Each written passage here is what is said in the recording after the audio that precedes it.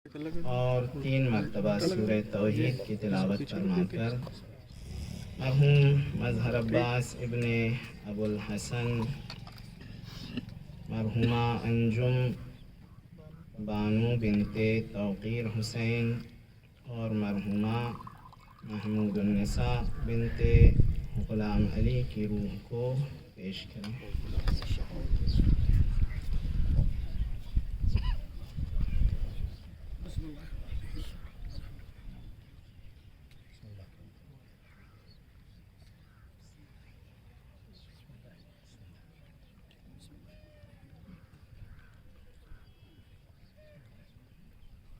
بسم اللہ الرحمن الرحیم۔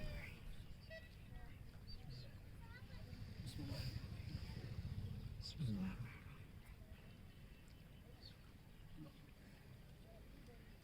بسم اللہ الرحمن الرحیم۔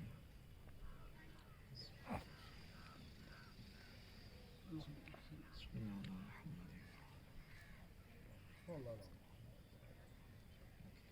رحم اللہ من قرأ الفاتحہ۔ بسم اللہ الرحمن الرحیم۔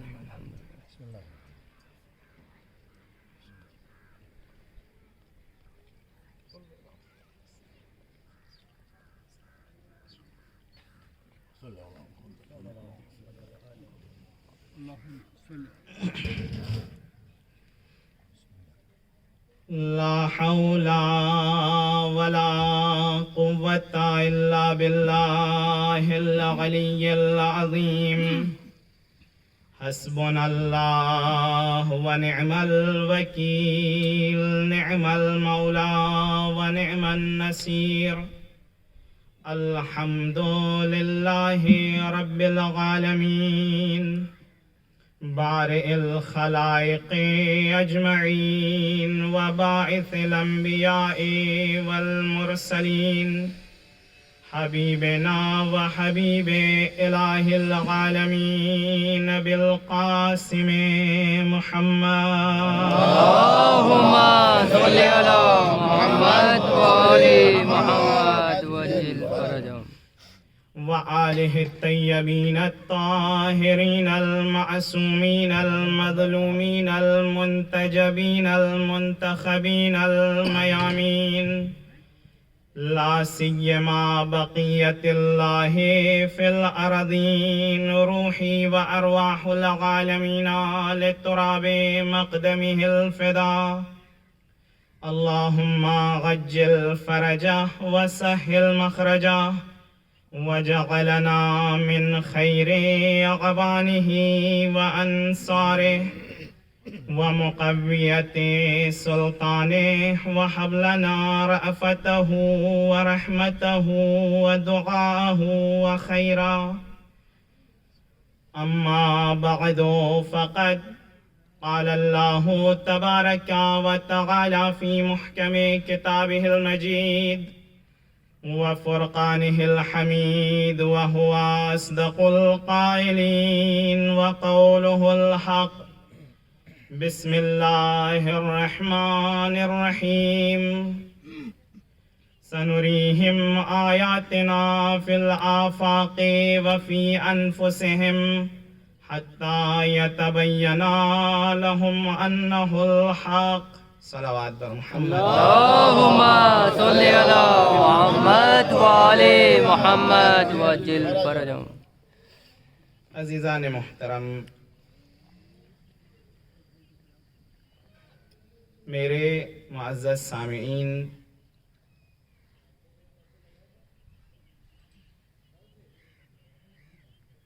آخری ایام چل رہے ہیں تقریباً ایام عزا کے۔ ظاہر سی بات ہے ہر سال شوق و ذوق کے ساتھ اپنی یادیں بھلا دی گئیں، لیکن سید الشہداء اور ان کے گھرانے کی یاد کو ہم اور آپ منانے کے لیے یہاں بیٹھے ہیں۔ اس میں کمال ہمارا نہیں ہے کہ ہماری وجہ سے یہ یاد منائی جا رہی ہے، ہم رہیں نہ رہیں، ہم غم منائیں یا نہ منائیں، اللہ کے خاص بندے ہر زمانے میں آئیں گے جو اس غم کو منائیں گے۔ بے شک غم حسین نہ ہمارا محتاج ہے، نہ ہمارے باپ داداؤں کا محتاج تھا، اور نہ ہمارے اولاد کا محتاج ہے، بلکہ ہم ہیں جو اس غم حسین کے محتاج ہیں۔ بے شک ہمارے گھر والے ہیں جو یہ غم حسین کے محتاج ہے، ہماری اولادیں ہیں جو غم حسین کے محتاج ہیں۔ تو اب اگر احتیاج بندگی یہ ہے کہ حسین کا غم منایا جائے، تو اب نیک بندہ وہی ہوگا جو فرش عزا پر آئے۔ نیک بندگی اسی کے لائق ہے جو حسین کا غم منائے۔ بھئی جناب آدم سے شروع ہوا ہے یہ سلسلہ۔ جناب آدم پہلے انسان، جب وہ اس دنیا میں آئے، جب وہ اس کائنات میں آئے، تو انہوں نے بھی یہ غم منایا۔ صلوات پڑھیں محمد۔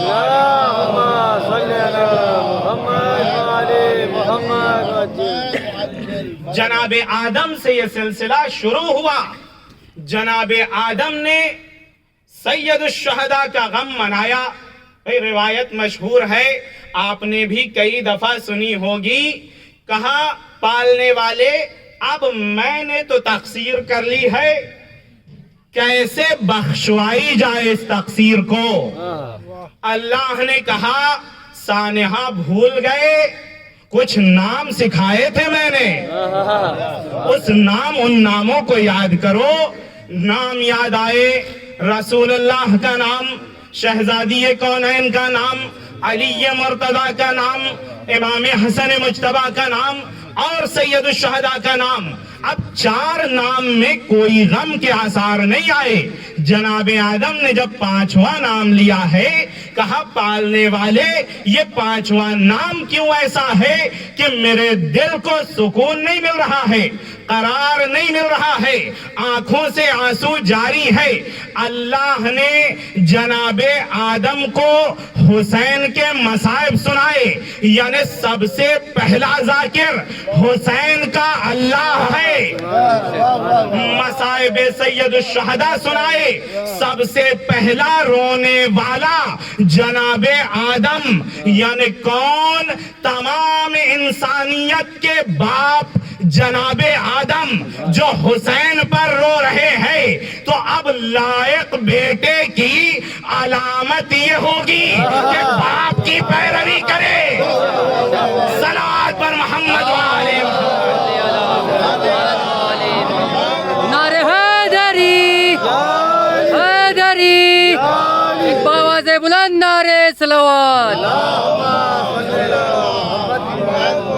دنیا میں یہ دیکھا جاتا ہے بیٹا لائق ہے یا نالائق، باپ کا فرما بردار ہے یا نہیں، باپ نے اگر کچھ عمل اچھا کیا اس کی پیروی کر رہا ہے یا نہیں۔ جناب آدم میں تو یہ تصور نہیں کہ ان کے کچھ عمل غلط کچھ عمل صحیح، بلکہ انبیاء معصوم ہوتے ہیں، جناب آدم معصوم، ہر عمل کی پیروی کرنی ہے۔ کون سب سے پہلے رویا؟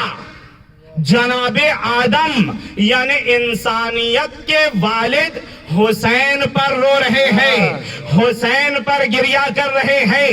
تاریخ بشریت سیکھ لے اس بات کو، جو باپ کا فرما بردار ہوگا وہ حسین پر روئے گا، اور جو نہ روئے وہ فرما بردار نہیں۔ اور اگر آنکھ ہونے کی علامت دیکھنی ہے تو یہ دیکھو کون حسین کے غم کو بدعت کہہ رہا ہے۔ صلوات پر محمد وآلہ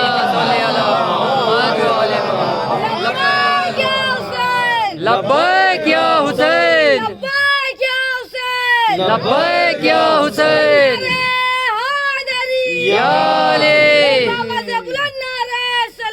اللہم صلی علی محمد وآلہ محمد۔ بہرحال جس آیت کا شرف حاصل ہوا اور جس آیت کو میں نے موضوع سخن قرار دیا، خداوند متعال اس آیت میں فرماتا ہے ان قریب ہم انہیں دکھائیں گے. کس چیز کو؟ اپنی نشانیوں کو. کہاں دکھائیں گے؟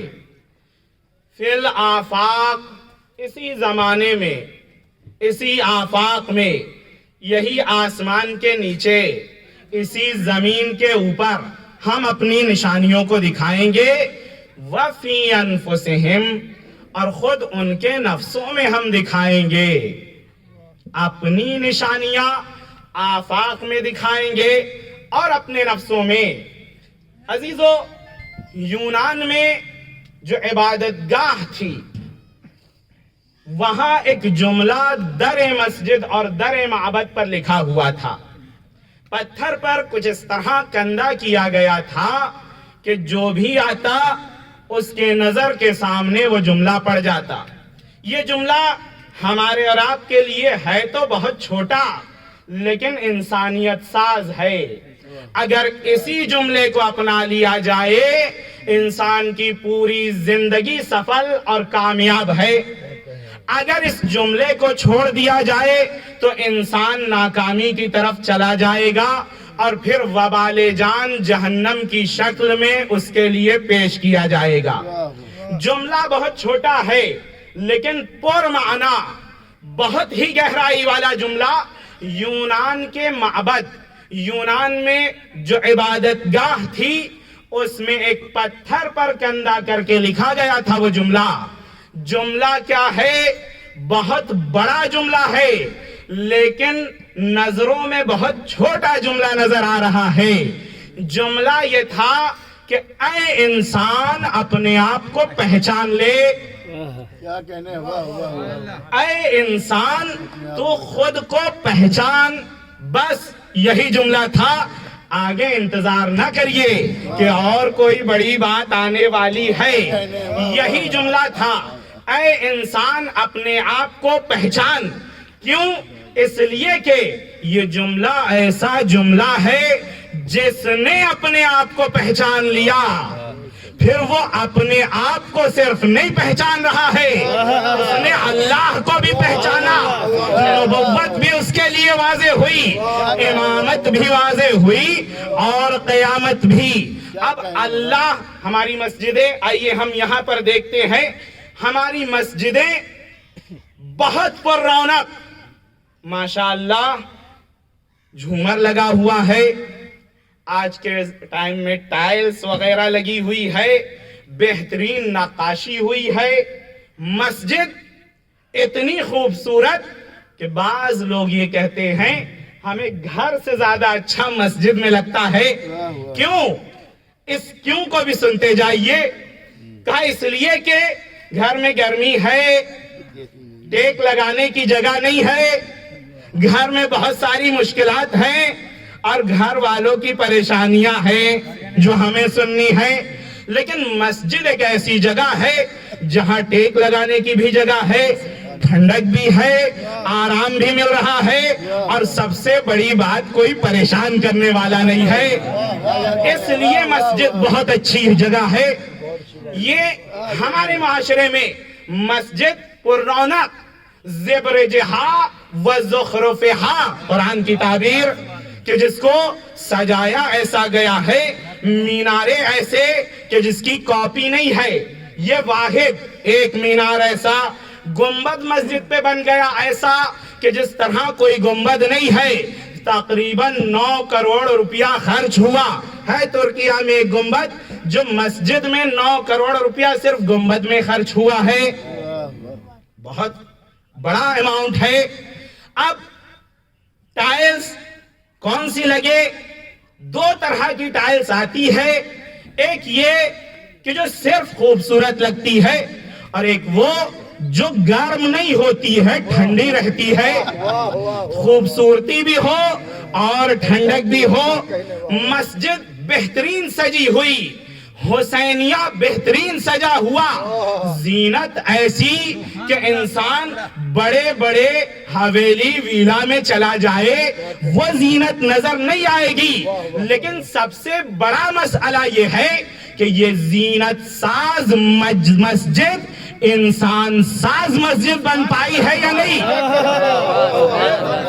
आइए इब्तिदाए इस्लाम की तरफ चलते हैं, मस्जिदुन नबी की तरफ। मस्जिदुन नबी क्या है? फर्श गिट्टी, जिसका फर्श गिट्टी है, कंकरी है, छत नहीं है मस्जिद पर।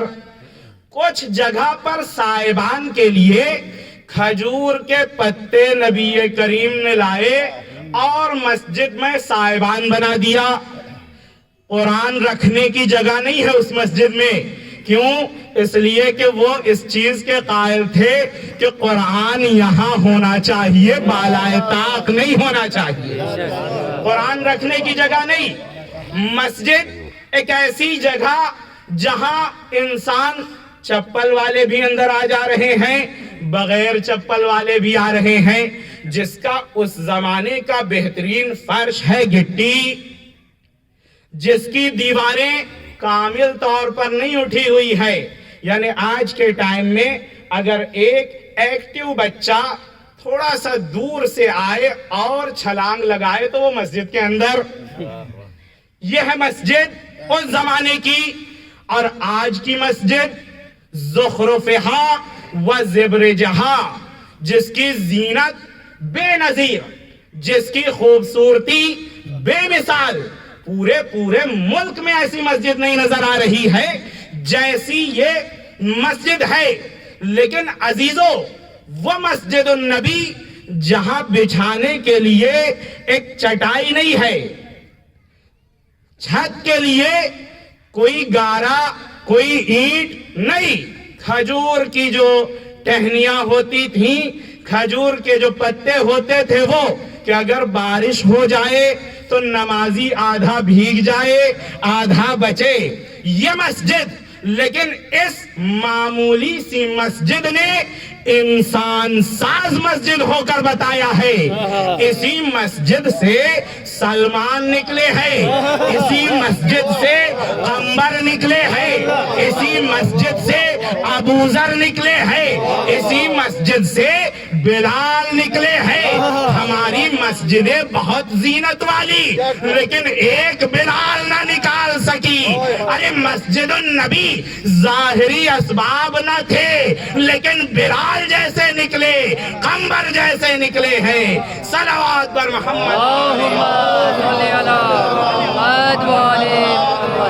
नारे हैदरी हैदरी, एक सलामती है इमाम ज़माना बुलंद तर सलावत।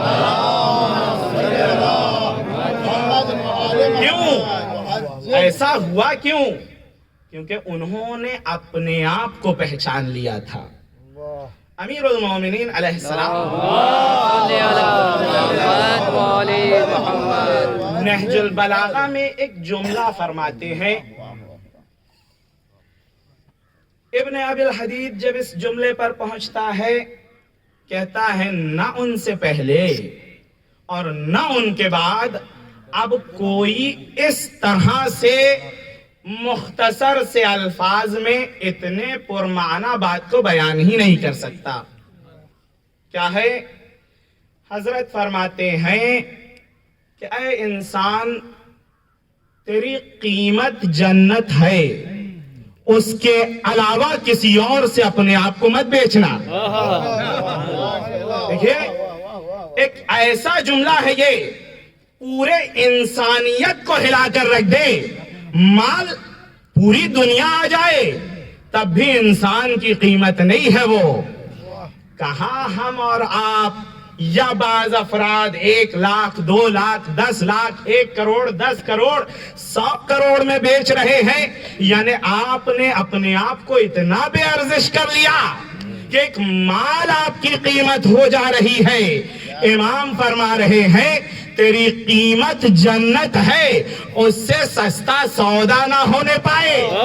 अगर उससे सस्ता हो गया तो तूने घाटा उठाया है, ये फायदे का सौदा नहीं है। सलावत पर मोहम्मद।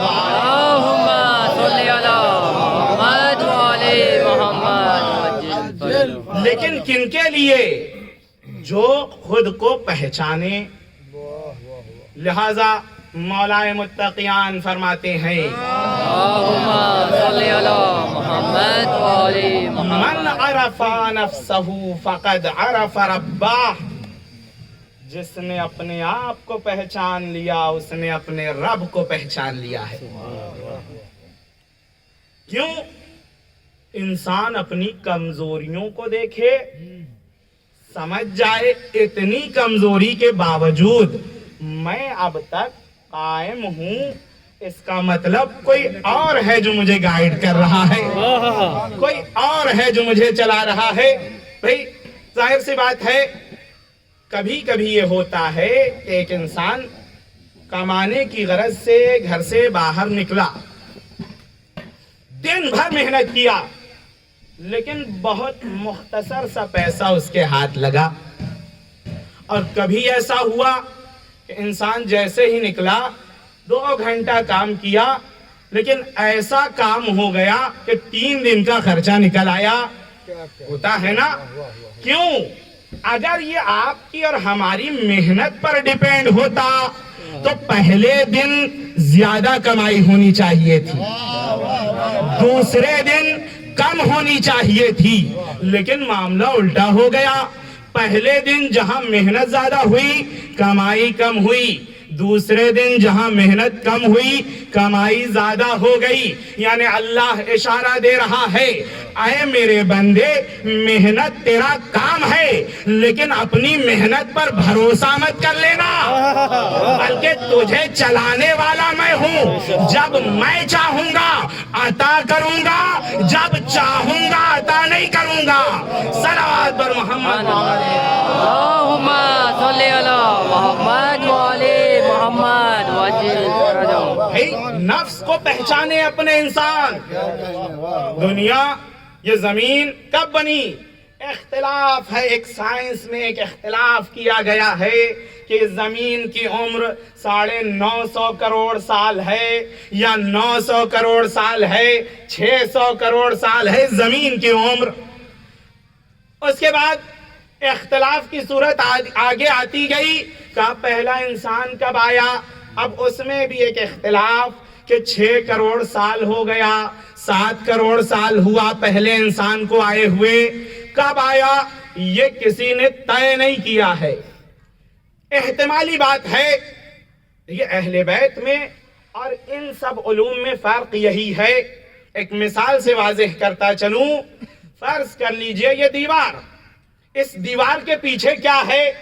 एक मर्तबा हम और आप यहां बैठे, खूब किताबें पढ़ें और अपना जहन लगाएं। दीवार के पीछे ये भी हो सकता है, ये भी हो सकता है, ये है, ये नहीं है।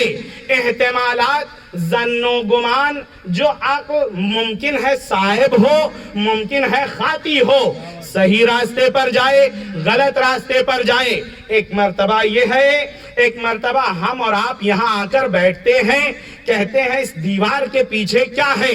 अज्जू भाई, नूर मोहम्मद भाई बुलंद हुए, हाथ पकड़ा, ले गए, कहा देख लीजिए क्या है। तो अहले बैत के उलूम में और इन उलूम में फर्क ही यही है। इन्होंने सोचा है और हदसो गुमान लगाया है, अहले बैत ने हाथ पकड़ा और जाके दिखा दिया। ये है सलावत पर मोहम्मद। अल्लाहुम्मा सल्ली अला मुहम्मद व आले या अल्लाहुम्मा सल्ली अला मुहम्मद व आले मुहम्मद। अब ये हमारी बदनसीबी है कि हम इल्मे शुहूदी को छोड़कर अपने जहनों पर भरोसा कर ले। फला साइंसदान क्या कह रहा है, उसने तो बड़ी बेहतरीन बात कर दी। गैलीलो ने क्या कहा, आइंस्टाइन क्या कह रहा है, डार्विन क्या कह रहा है। हम उनके जहनों पर भरोसा कर रहे हैं और उनका तकिया क्या है? इल्म नहीं है, गुमान है। यानी हम उन पर डिपेंड है, वो गुमान पर डिपेंड है। अहले बैत यही तो बताना चाहते थे, जन्नो गुमान को छोड़ो, हम तुम्हारे लिए इल्म लेकर आए हैं। इल्म जब आ जाए तो گمان کی طرف نہیں جایا جاتا. تو اب یہی وجہ ہے ہم کیوں پہلا خلیفہ امیر المومنین کو مانتے ہیں, دوسرے چاہے صحیح ہو یا غلط, لیکن علی ہے علم. علم کو چھوڑ کر ہم جہل و گمان کی طرف نہیں جائیں گے. سبحان اللہ. یا علی اللہم صلی علی محمد و علی حیدری علی محمد وآل محمد صلوات. اللہم صلی علی علم کو چھوڑ کر گمان و جہل و زن کی طرف جانا یہ عقل مندی نہیں ہے. ابھی اگر میں یہاں سے کہوں یہ راستہ ڈائریکٹ نکلے گا, مثال کے طور پر عارض بھائی کے گھر, یہ راستہ شاید وہاں نکلے, شاید دوسری طرف جائے. اب یہاں وہ لوگ جو کہتے ہیں ہم علم کو نہیں لیں گے, ہم گمان کو لیں گے, کہاں جائیں گے؟ آپ جیسے ہی بولیں گے آپ کے گھر پہ آگ لگ گئی, جلدی دوڑیے, وہ یہاں سے نہیں دوڑے گا, وہ یہاں سے دوڑے گا. یعنی جب خود پر پڑے گی تو جہل کی طرف نہیں جائے گا, علم کی طرف بھاگے گا. یہی وجہ ہے جب خود پر پڑی تو کسی نے یہ نہیں کہا دوسرے سے, پہلے سے, تیسرے سے پوچھو, ارے وہ جہل تھے, کہا علی کی طرف چلتے ہیں. صلوات پر محمد علیہ.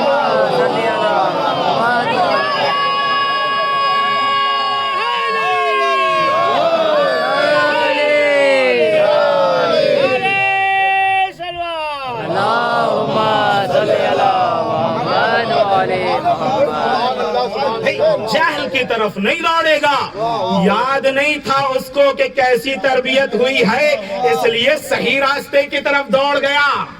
اگر یاد ہوتا کہ میری تربیت کیسی ہوئی ہے تو وہ کہتا یہ راستہ صحیح نہیں ہے, میں یہیں سے جاؤں گا.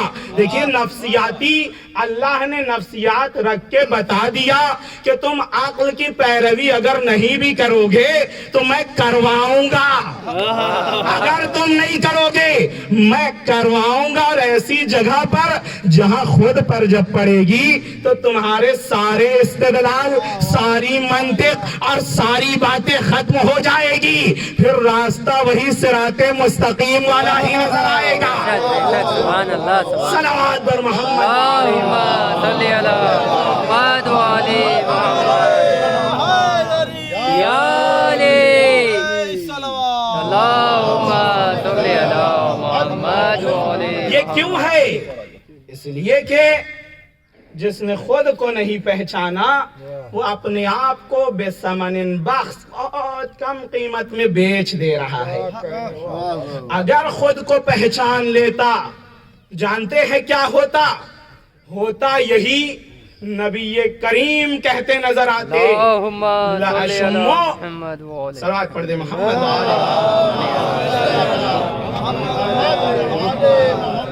لَأَشُمُّ رَائِحَةَ الرَّحْمَانِ مِن طَرَفِ الْيَمَنِ, مجھے اللہ کی خوشبو سونگھنے میں آ رہی ہے یمن کی جانب سے. دیکھیں بہت بڑی بات ہے, اللہ کی خوشبو, مگر اللہ جسم رکھتا ہے جو اللہ کی خوشبو آئے. خوشبو تو ظاہر سی بات ہے جسم کا لازمہ ہے, ہم جسم رکھتے ہیں اس لیے خوشبو لگا رہے ہیں, اور پھر وہ خوشبو پھوٹ رہی ہے, ہمارے آپ کے دوسروں کے ناک تک پہنچ رہی ہے.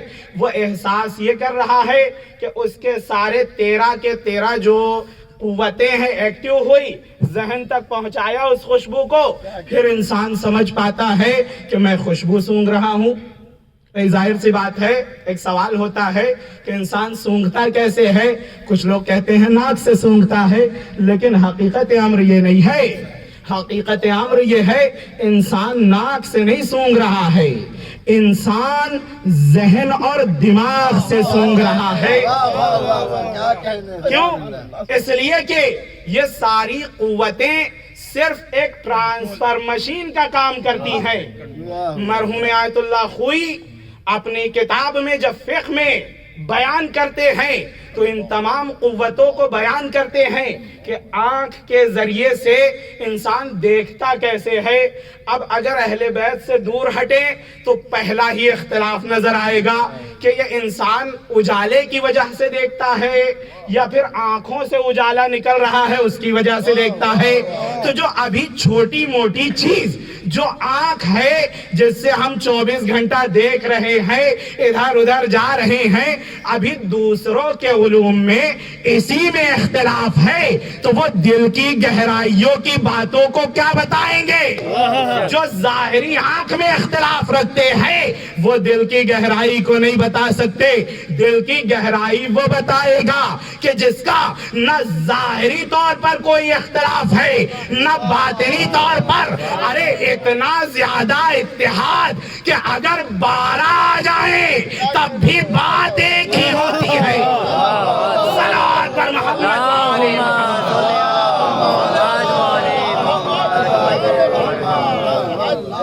اگر اشخاص الگ الگ آ جائیں، کلنا نور واحد ہے، اس لیے بات بھی ایک ہوگی۔ اب اگر سمجھنے والا نہ سمجھ پائے تو اس میں اہل بیت کی کوئی تقصیر نہیں ہے، یہ سمجھنے والے کی تقصیر ہے۔ مثال دوں، چھٹے امام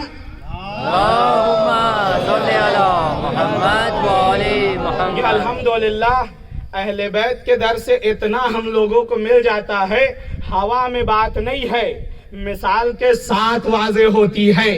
بیٹھے ہیں امام، ایک شخص آتا ہے، آنے کے بعد کہتا ہے یہ طبی نسخہ بھی ہے چھٹے امام کا، آپ اپنا لیجئے گا اس کو انشاءاللہ۔ آپ ڈاکٹر کے پاس جب جائیے گا، نزلہ ہوا ہے، سردی ہوئی ہے، بخار ہے، وہ کہتا ہے چاول مت کھائیے گا، ٹھیک ہے؟ آج کے ڈاکٹر ایٹ آل کلی طور پر چاول منع کر دیتے ہیں۔ آئیے ایک طبیب، وہ بھی طبیب ہے جو انسان کی رگ رگ سے واقف ہے، وہ طبیب کیا کہتا ہے؟ آتا ہے ایک شخص، آنے کے بعد کہتا ہے مولا بخار میں تپ رہا ہوں، کیا کروں؟ فرمایا چاول مت کھانا، ٹھیک، چلا گیا۔ دوسرا شخص اسی وقت آتا ہے جب وہ چلا گیا، کہتا ہے مولا بخار میں تپ رہا ہوں، کیا کروں؟ فرمایا چاول کھاؤ۔ راوی تو وہاں بہت سے موجود تھے، جیسے میں اگر یہاں دو بات کہہ دوں تو ممکن ہے کوئی فوراً یا ممکن ہے احتراماً مجلس کے بعد کہے دو بات کر رہے ہیں آپ، ایک بار کہہ رہے چاول کھاؤ، ایک مرتبہ کہہ رہے چاول نہ کھاؤ، یہ تو خود الگ الگ بات ہو گئی، ان میں سے ایک بات صحیح ہے، ایک کو واپس لیجئے۔ تو ایسے مزاج کے اس زمانے میں بھی تھے۔ ہم یہ نہ سوچیں کہ ہمارے ہی زمانے میں الحمدللہ اذیت کرنے والے لوگ ہیں، نہ اس زمانے میں بھی اذیت کرنے والے افراد، وہ بھی ائمہ کو اذیت کرنے والے افراد موجود تھے۔ جیسے ہی یہ دونوں گئے، کہا ایک ہی جلسہ، ایک ہی سیشن، اور اس میں دو طریقے کا جواب، یہ جواب صحیح نہیں ہے آپ کا، ایک بات کو واپس لیجئے۔ امام نے فرمایا، دیکھیے عجیب جملہ ہے امام کا، امام نے فرمایا اگر یہی سوال قیامت تک ہوتا رہے اور میں ہر ایک کا الگ الگ جواب دوں تب بھی ہماری بات غلط نہیں ہے۔ دیکھیے یہ باتیں ہمارے ذہن میں آ نہیں سکتی، ابھی ہم اسی دو میں پھنسے ہوئے ہیں۔ اگر امام 3 4 5 جواب دیتے، سوچئے کیا ہوتا۔ امام نے فرمایا جواب صحیح ہے لیکن تم نہیں سمجھ پائے۔ اب پریشانی تو ہے ذہن میں، کیا ہوا؟ نماز کا وقت ہوا، امام چلے گئے۔ اب جب امام چلے گئے، یہاں چیمگوئیاں جناب زرارہ موجود تھے، زرارت ابن اعین، یہ خاندان شیعہ خاندان ہے، اور ایسا خاندان ہے کہ جس میں عبد الرحمن ابن اعین، زرارت ابن اعین، عبد الملک ابن اعین، تقریباً 6 بھائی ایسے ہیں جو خاص صحابی میں سے ہیں۔ نہیں ہو پایا کہ 6 بھائی وہ بھی ایک سے بڑھ کر ایک نکلے اور امام کے صحابی میں سے ہوں. بہت کم ہوا ہے, اتنے عدد والے نہیں ہو پائے. اب جب امام چلے گئے, زرارہ کو پکڑا, کہا تم لوگ ان کو فالو کر رہے ہو جو دو طرح کی بات کر رہے ہیں؟ کہا نہیں, ہم ان کو فالو کر رہے ہیں جن کی بات وحی الہی ہے.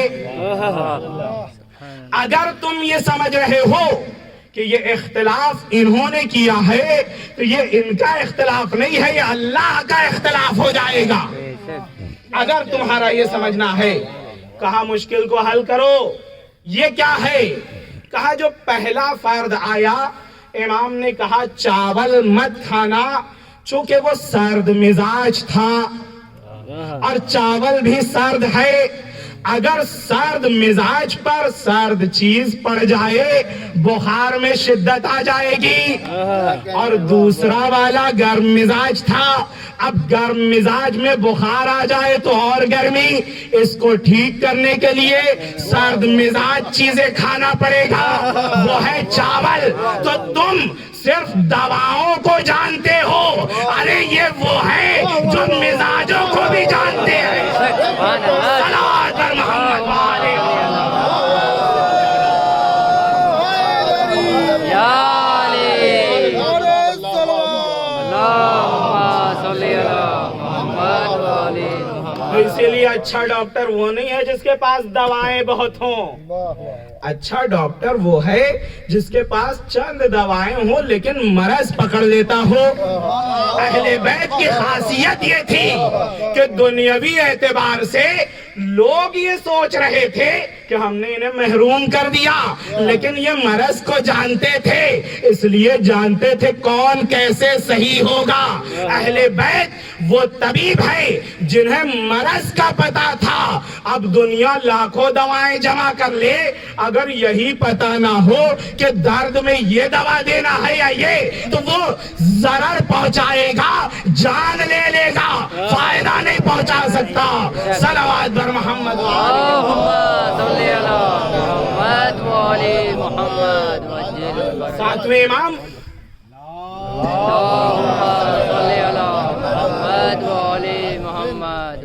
بیمار ہوئے, مریض ہوئے. اب دیکھیے یہ ایک الگ بحث ہے کہ اہل بیت کی بیماری کیا تھی, بیماری عیب ہے یا نہیں, اہل بیت کی بیماری کیا تھی, میں اس بحث میں فی الحال نہیں پڑھنا چاہتا. جو بھی تھی وہی بیماری ہے جو چوتھے امام کو تھی.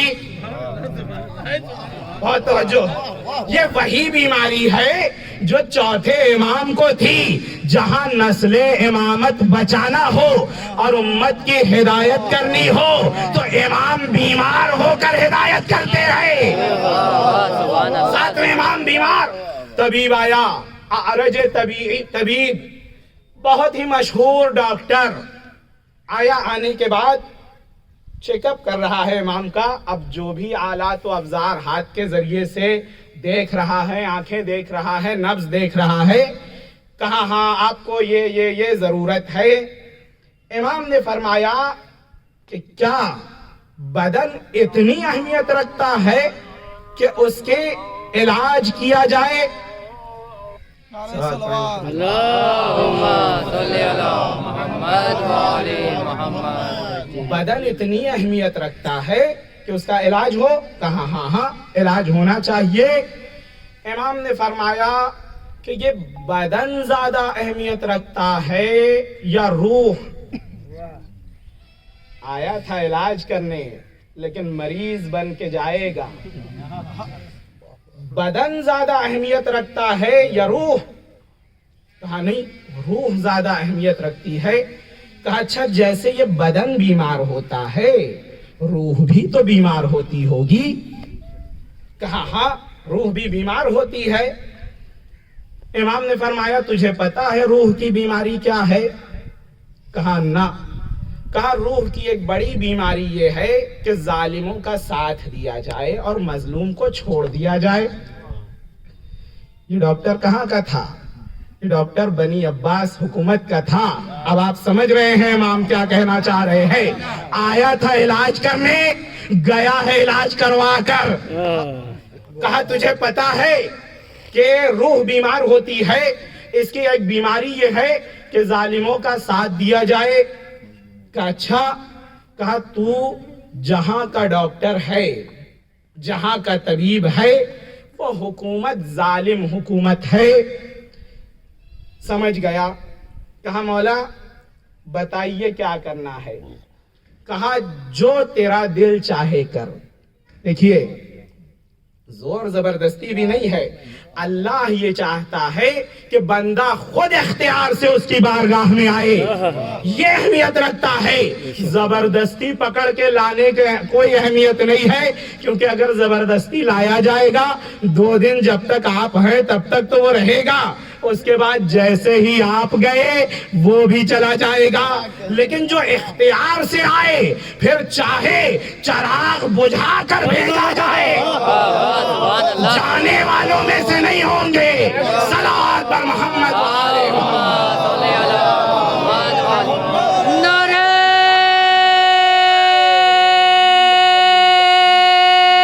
حیدری, ایک آواز بلند نعرہ صلوات.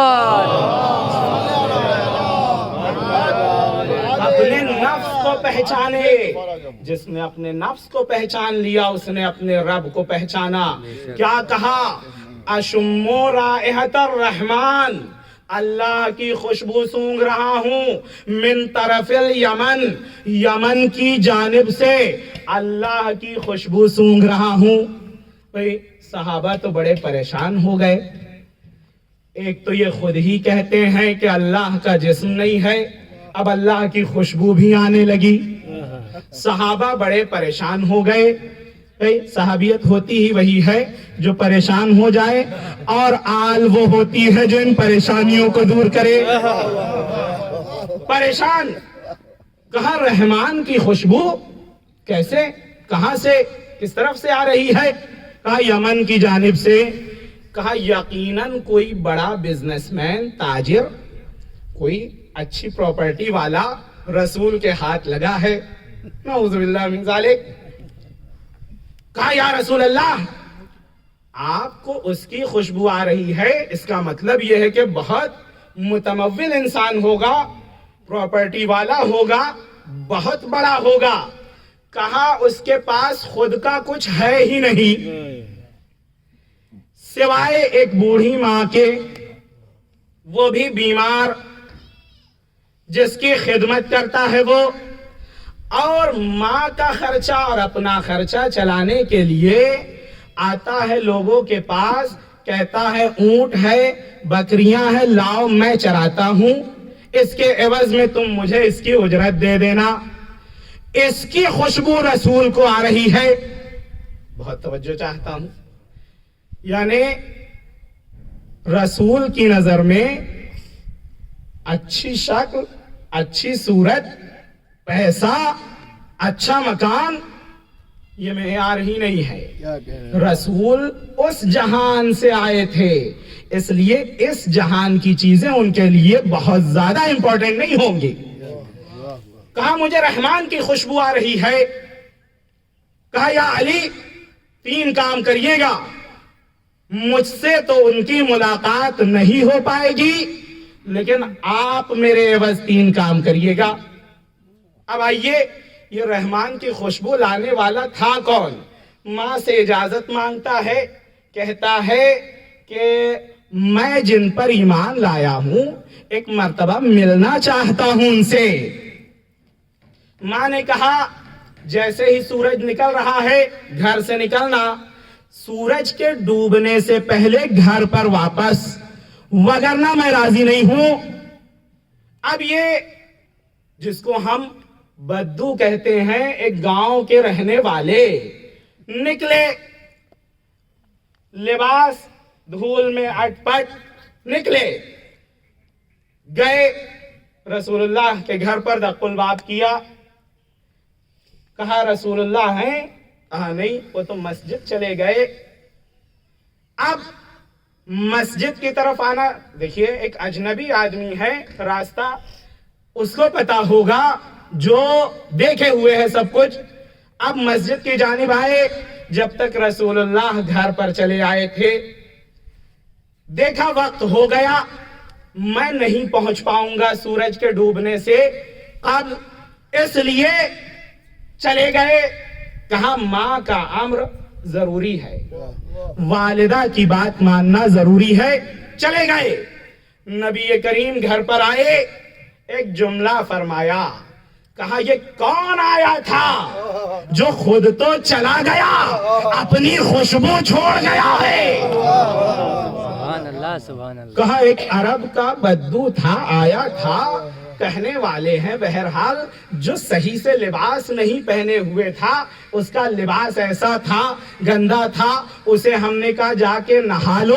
کہا میرے پاس نہانے کا وقت نہیں ہے, میں جس کام سے آیا تھا اس کام کو پہلے انجام دوں گا. لیکن رکا نہیں, چلا گیا. کہا کیسا تھا کہ جو خود چلا گیا لیکن اپنے رسول کے لیے خوشبو چھوڑ گیا ہے. کون ہے؟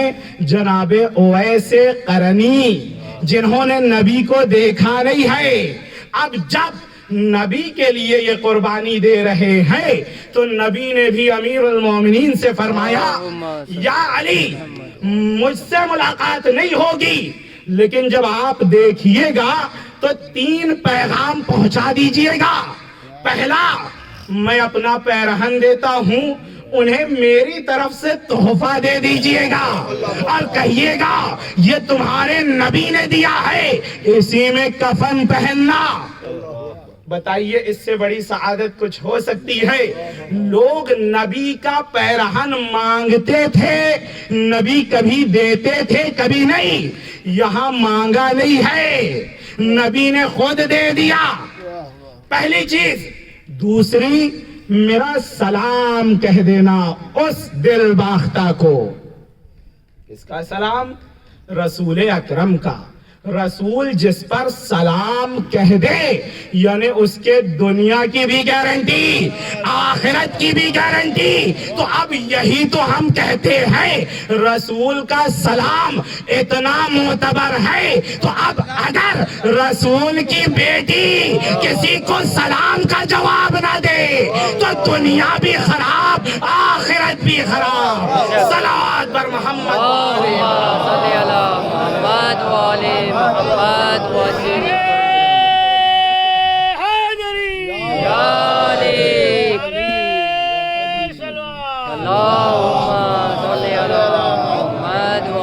رحمان کی خوشبو آ رہی ہے. یہ دوسرا.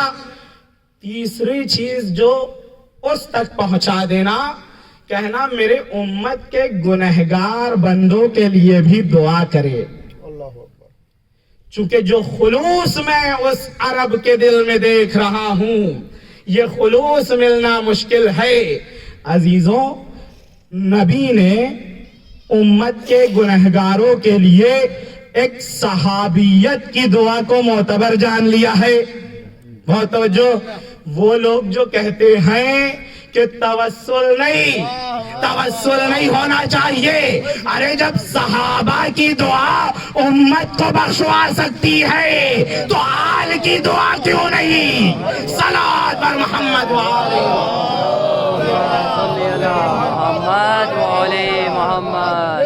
کیوں؟ اس لیے کہ انہوں نے اپنے نفس کو پہچانا تھا, اس لیے نبی کو پہچانا. نبی کو دیکھنا بہت اہمیت نہیں رکھتا ہے. بہت سے آئے گئے جنہوں نے نبی کو نہیں دیکھا, اور بہت سے ایسے تھے جو 24 گھنٹہ دیکھتے تھے. اب بتائیے اگر دیکھنا معیار ہو جاتا تو اویس قرنی کہیں اور ہوتے اور گھر کی بیویاں کہیں اور ہوتی. اگر دیکھنا ہی اہم ہوتا تو بیویاں کہیں اور, اویس قرنی کہیں اور. نبی نے بتا دیا نبی کو دیکھنا حائز اہمیت نہیں ہے, نبی کی بات ماننا حائز اہمیت ہے. ایک کردار ایسا بنے کہ نبی خود دیکھنے کی خواہش کرے, اور ایک ایسا کردار اویس نے پیش کیا کہ نبی کے دور میں نہیں تھے لیکن جنگ صفین میں شہادت کا درجہ ملا ہے انہیں. وسیع نبی کو نہیں دیکھا. اب نبیوں وسیع کا یہ وظیفہ ہے کہ جو قافلے سے پیچھے رہ گئے ہیں ان کو لا کر خود تک متصل کیا جائے. اے قافلے سے دل اگر خالص ہو, قافلے سے پیچھے رہ جائے تو پیچھے رہنا نہیں ہے بھائی, آگے سے نہیں, وہ پیچھے سے آپ کو لے جائیں گے. دیکھیے آگے نکل جائے انسان, لیکن ایک انسان خلوص ہے اور مشکلات ہے, نہ جا پایا آگے, دوسرے کو راستہ دیا, تو اہل بیت جو آگے سے آ کر ہاتھ پکڑ کے لے جانا جانتے ہیں وہ راستہ آسان کر کے یہی پیچھے سے ہاتھ پکڑ کر لے جائیں گے. یہ اہل بیت کی خاصیت ہے. یہاں ہمیں بتانے کی ضرورت نہیں ہوگی کہ یا رسول اللہ ہم آپ کو مانتے ہیں. دل پاک ہوگا تو اہل بیت کا دل آئینہ ہے, دل پاک ہو جائے عکس خود بخود نظر آ جائے گا. ہمیں بتانے کی ضرورت نہیں پڑے گی. جن کا دل پاک تھا عکس نظر آیا.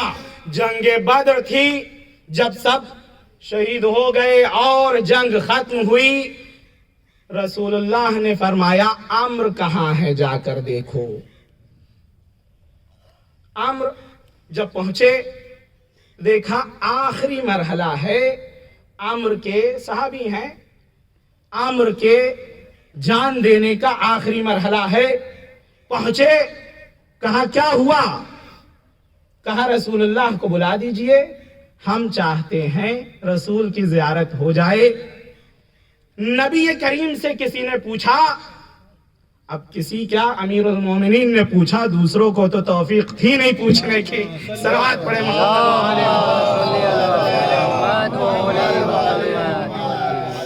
کہا یا نبی اللہ, اتنے لوگوں میں بہت سے شہید ہوئے لیکن آپ نے عمر کا نام لیا. کہا کیونکہ جب وہ گھوڑے سے گر رہا تھا تو اس نے کہا تھا یا رسول اللہ, میں نے وہ آواز سنی تھی, جو مجھے پکارے میں اگر اس کی مشکل میں نہ پہنچوں تو پھر یہ کیسی مدد. اب بعض مشکل ہی ایسی ہوتی ہے ہم سمجھتے ہیں حل ہو جائے, لیکن اس کے حل نہ ہونے ہی میں ہماری بھلائی ہے.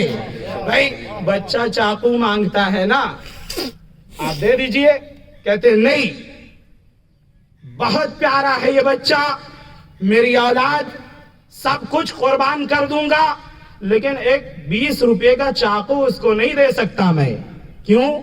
اگر ہاتھ میں آ گیا تو یا اپنا نقصان کرے گا یا دوسرے کا نقصان کرے گا.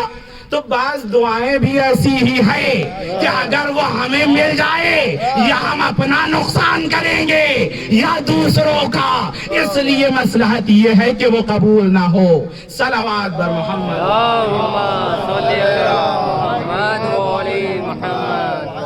بہرحال اویس نے اپنے نفس کو پہچانا تھا, اس لیے اپنے رب کو پہچانا. جس نے نفس کو پہچان لیا اس نے رب کو پہچان لیا ہے. بھائی وضو ہم بھی کرتے ہیں, وہ بھی کرتے ہیں, سبھی وضو کر رہے ہیں, اور وضو امام صادق علیہ السلام بھی کر رہے ہیں. کچھ فرق تو ہونا چاہیے نا. ہم نے وضو کو کیا مانا ہے اور امام کیا مان رہے ہیں, بہت غور طلب بات ہے. ہم کیا مان رہے ہیں اور امام کیا مان رہے ہیں. دیکھیے اسی لیے کہا جاتا ہے ان کی پیروی کیجئے تاکہ صحیح سے وضو کا طریقہ سمجھ میں آئے کہ وضو ہوتا کیا ہے. ہم اور آپ سے اگر پوچھا جائے وضو کیوں کرتے ہیں, ممکن ہے کوئی جواب دے نماز میں وضو ضروری ہے, رسالے میں لکھا ہے توضیح المسائل میں کہ وضو واجب ہے نماز کے لیے اس لیے کرتے ہیں. ممکن ہے کوئی جواب دے شرائط صلاۃ میں سے ایک شرط وضو ہے. ممکن ہے کوئی کہے گرمی بہت ہو رہی تھی وضو کر لیا تو کیا حرج ہے, کر لیا.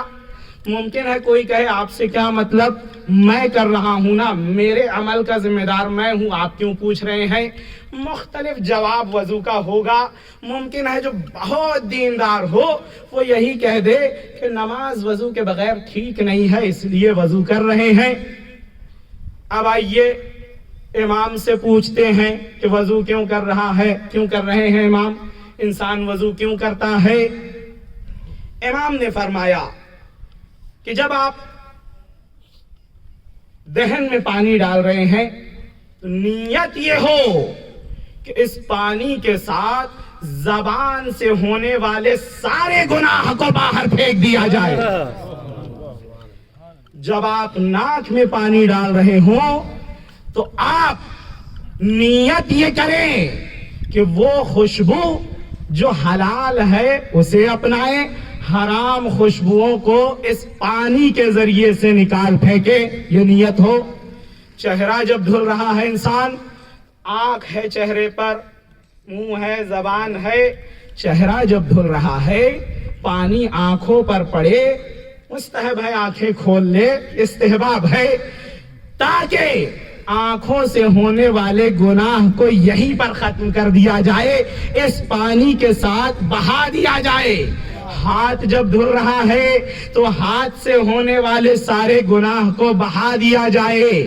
جب انسان مسح کر رہا ہے تو سر اور جو ذہن اور دماغ ہے اور اس میں جو خرافات چلتے رہتے ہیں، اس پانی ڈالنے کے ذریعے سے ان خرافات کو ٹھنڈا کر دیا جائے اور ختم کر دیا جائے۔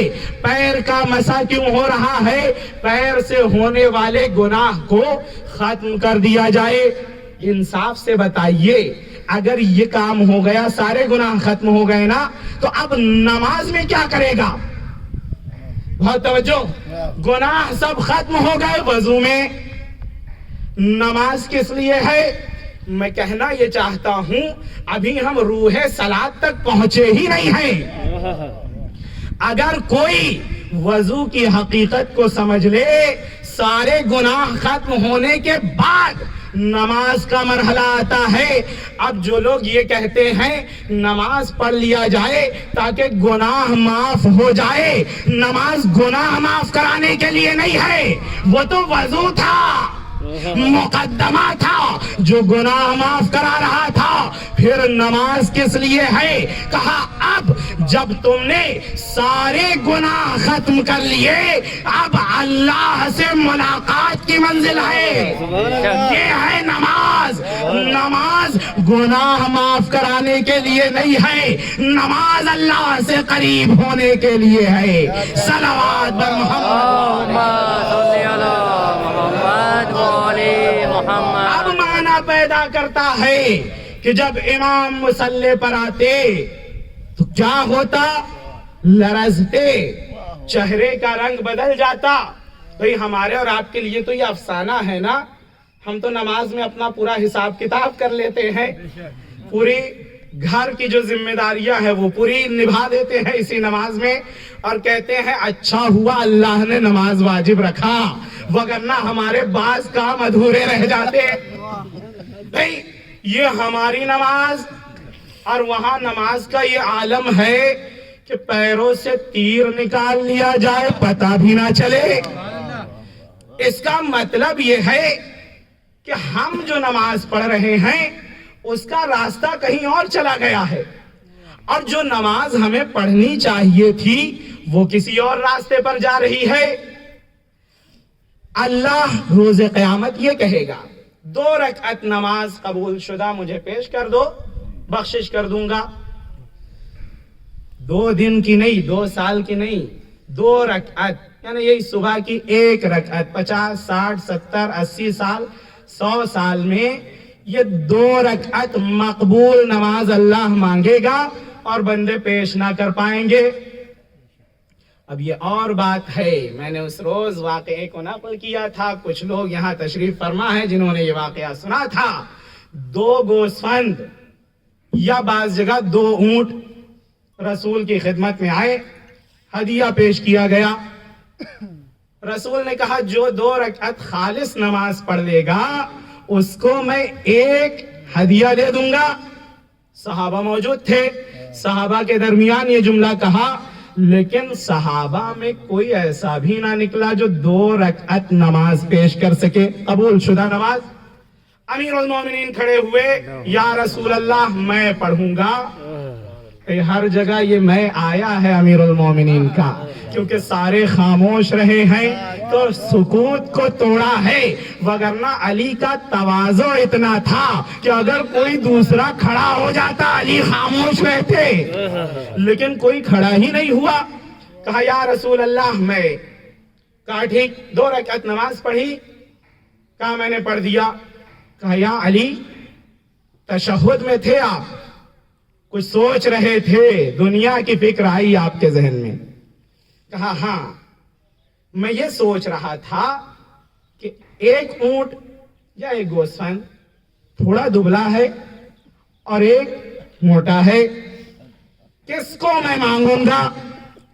اگر دبلے والے کو مانگتا ہوں, فرض کر لیجئے 50 لوگ کھا سکتے ہیں. ہم اپنے حساب سے کہہ رہے ہیں, عرب کے حساب سے نہیں, وگرنہ وہ آدھا آدھا اونٹ کھا جاتے تھے. صلوات پڑھے محمد وآلہ محمد. کہا کہ اگر میں یہ دبلا والا لیتا 50 لوگ کھا لیتے, اور اگر موٹا والا لے رہا ہوں مثال کے طور پر 100 لوگ کھا لیتے, تو میں 100 غریبوں کا پیٹ بھروں یا 50 کا؟ جبرائیل نازل ہوئے, یا رسول اللہ, اللہ سلام بھیجتا ہے آپ پر اور علی پر, اور کہتا ہے علی کی فکر دنیاوی نہیں تھی, وہ آخرت کا سوچ رہے تھے. نبی نے کہا جب علی آخرت کا سوچ رہے تھے تو میں دونوں اونٹ علی کو ہدیہ دیتا ہوں. صلوات بر محمد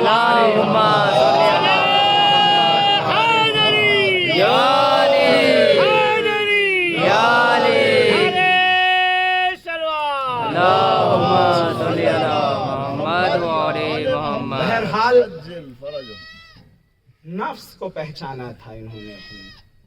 اور یہ ایک ایسا موضوع ہے پورے اسلام میں, اس سے وسیع موضوع نہیں ہے امور بندگی میں, اس سے وسیع موضوع ہے ہی نہیں.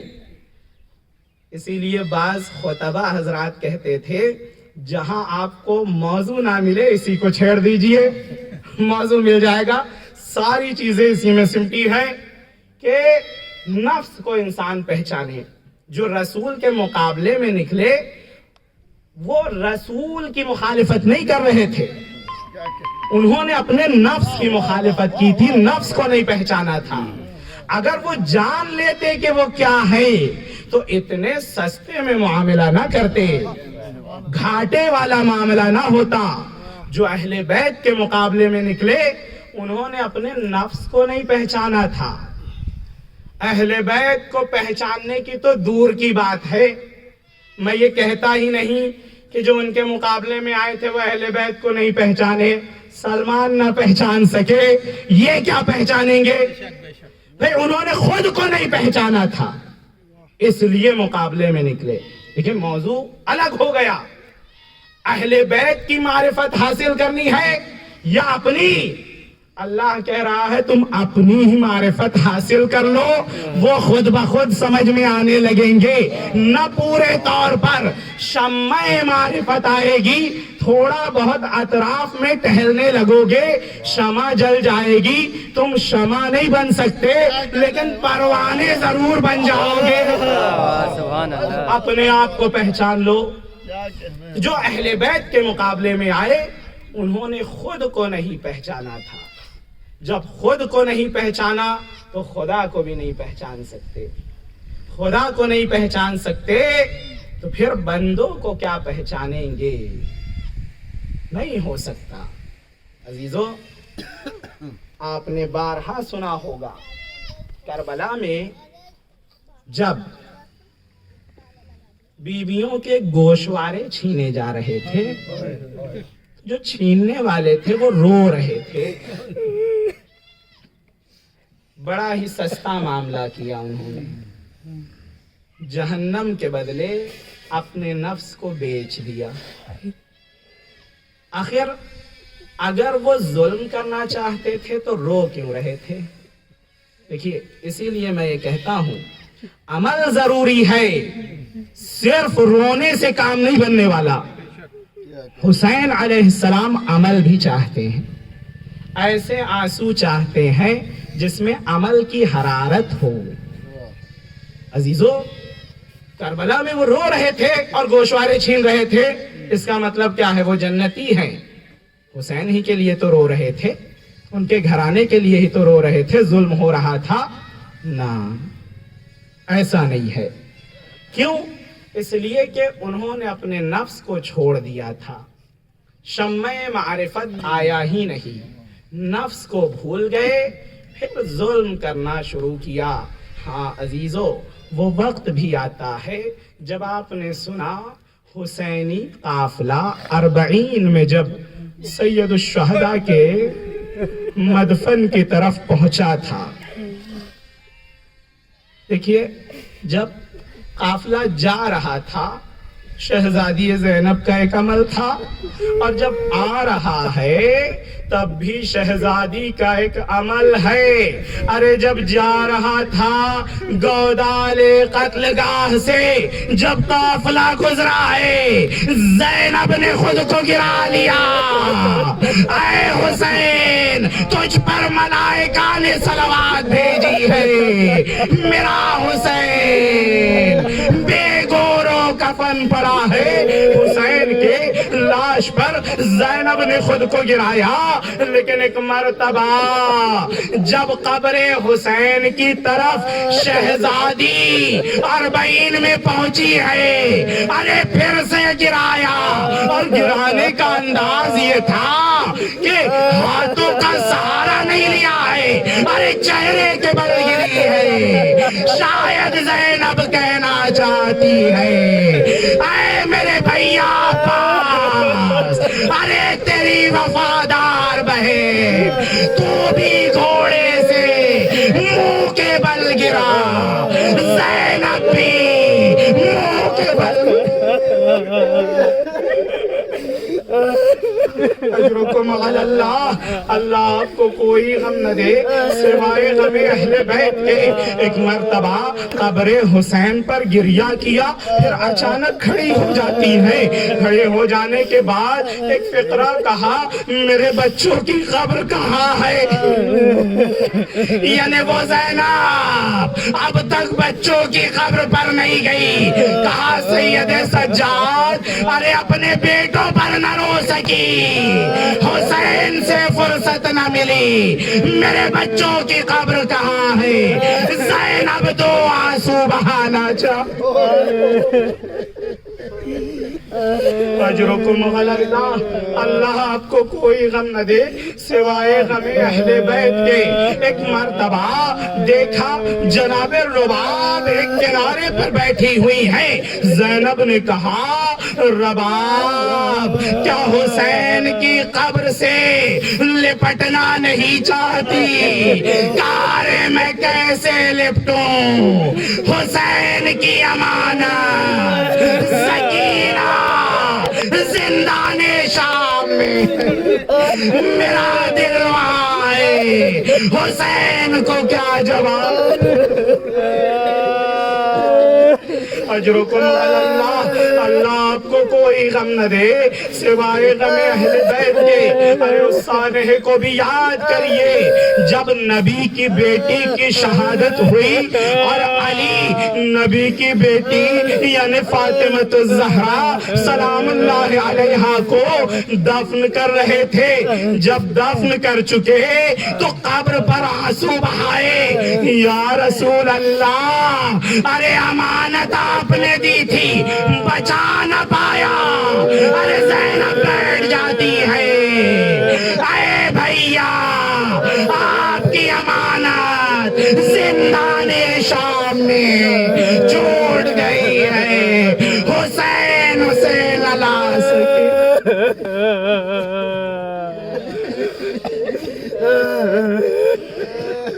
ألا لعنة الله على القوم الظالمين.